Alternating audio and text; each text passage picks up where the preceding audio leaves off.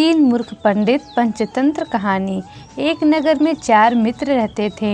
उनमें से 3 बड़े शास्त्र के ज्ञानी थे किंतु बुद्धि रहित थे। चौथा शास्त्र के ज्ञानी नहीं था किंतु बुद्धिमान था। चारों ने सोचा कि विद्या का लाभ तभी हो सकता है यदि वे विदेशों में जाकर धन संग्रह करें। इसी विचार से वे विदेश यात्रा को चल पड़े।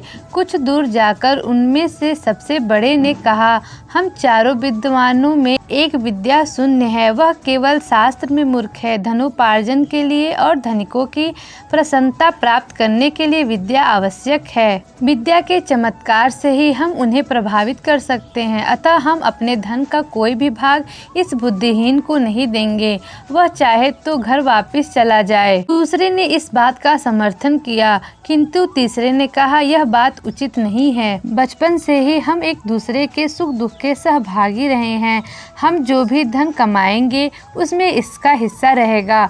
अपने पराये की गणना छोटे दिल वाले का काम है।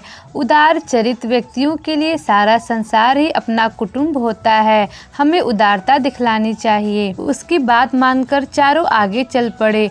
थोड़ी दूर जाकर उन्हें जंगल में एक शेर का मृत शरीर मिला। उसके अंग प्रत्यंग बिखरे हुए थे। तीनों विद्याभिमानी युवकों ने कहा, आओ हम अपनी शिक्षा की परीक्षा करें। शास्त्र की ज्ञान के प्रभाव से हम इस मृत शरीर में नया जीवन डाल सकते हैं। यह कहकर तीनों उसकी अस्थियां बटोरने और बिखरे हुए अंगों को मिलाने में लग गए। एक ने अस्थि संचय किया, दूसरे ने चर्म मांस रुधिर संयुक्त किया, तीसरे ने प्राणों के संचार की प्रक्रिया शुरू की। इतने में शास्त्र के ज्ञान से रहित किंतु बुद्धिमान मित्र ने उन्हें सावधान करते हुए कहा, जरा ठहरो, तुम लोग अपनी विद्या के प्रभाव से शेर को जीवित कर रहे हो, वह जीवित होते ही तुम्हें मारकर खा जाएगा। शास्त्र के ज्ञानी मित्रों ने उसकी बात को अनसुना कर दिया। तब वह बुद्धिमान बोला, यदि तुम्हें अपनी विद्या का चमत्कार दिखलाना ही है तो दिखलाओ, लेकिन एक क्षण ठहर जाओ, मैं वृक्ष पर चढ़ जाऊं। यह कहकर वह वृक्ष पर चढ़ गया। इतने में तीनों शास्त्र के ज्ञानी ने शेर को जीवित कर दिया। जीवित होते ही शेर ने तीनों पर हमला कर दिया।